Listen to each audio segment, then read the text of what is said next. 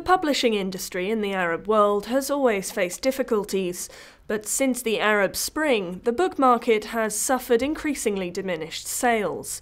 Countries like Syria, Lebanon and Egypt, which traditionally housed the main Arabic publishing houses and which had the largest readerships in the Middle East, have seen turmoil to the extent that the market for books in those countries has virtually shut down. In Cairo, where there was a revolution, and in Syria, a civil war in Syria, and even Tunisia, in Baghdad.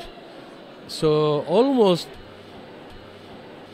many big markets of books are closed, literally are closed. Some publishing are against the Arab Spring, and some of them, they are now quite few is supporting what's happened in the Arab world. What's happening in the Middle East, making people really concentrate on the actual things happening more than reading another, reading about history or art or things like that. And in Arab Gulf countries, readership levels are hampered by a high level of censorship. In addition to censorship, conflict and low purchasing power, literacy in the Arab world remains relatively low. Illiteracy is also a problem. It is still relatively high in some Arabic-speaking countries, particularly among women, although this is becoming less and less the case. The lowest literacy rates are found in Morocco and Egypt, 67% and 75% respectively.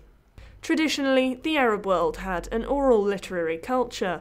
Poems were transmitted through generations by the spoken word. With the publishing of the Quran, that changed, and this is one book that remains a fixture in many Arab households. Arab bookseller Neil Wafarat estimates that the number of books now published in Lebanon, Syria, Jordan, Egypt and Saudi Arabia combined was 9,700, among 1,150 in translation in 2013. But generally, figures on book readership rates in the Middle East are hard to obtain.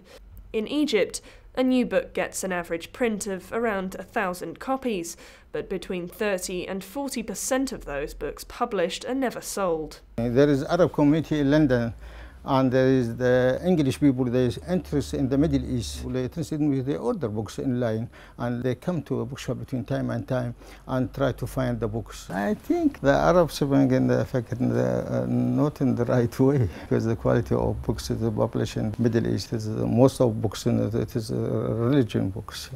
According to the Arab Thought Foundation's Fikr report, in 2012, Arabs read only 6 pages per year on average. My kids, I learned them myself how to write and read in Arabic. I can read a bit, not like hard, not like a lot of books, but like 6-8 chapters of a book, maybe. Our nation, the Arabs, they don't read. This is a very major disappointment. Our religion taught us to read, but unfortunately we don't read. The figures show that in the current unstable political climate, publishing prospects are limited. But despite all of the political and economic struggle in the Arab world, there is still a strong will to continue to publish new books and to translate foreign works into Arabic. The e-book market is slowly expanding, but is still considered a very niche market due to low technological development.